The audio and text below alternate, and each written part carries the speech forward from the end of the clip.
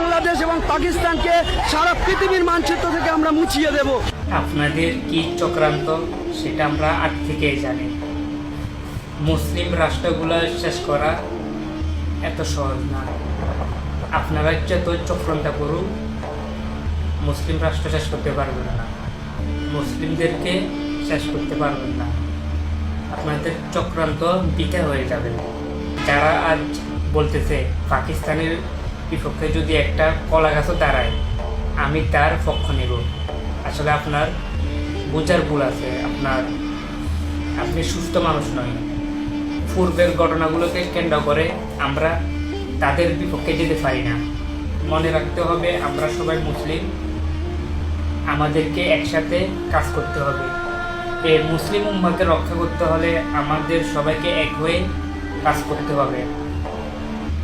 আমরা যদি দলাদলির মধ্যে চলে যাই, নিজের দলকে সাপোর্ট করি এবং দেশের জন্য নিজের ধর্মকে ভুলে যাই, তাহলে আমাদের এই দিন কোনো কাজে আসবে না। মনে রাখবেন নিজের দলের জন্য নিজের ধর্মকে বিক্রি করবেন না।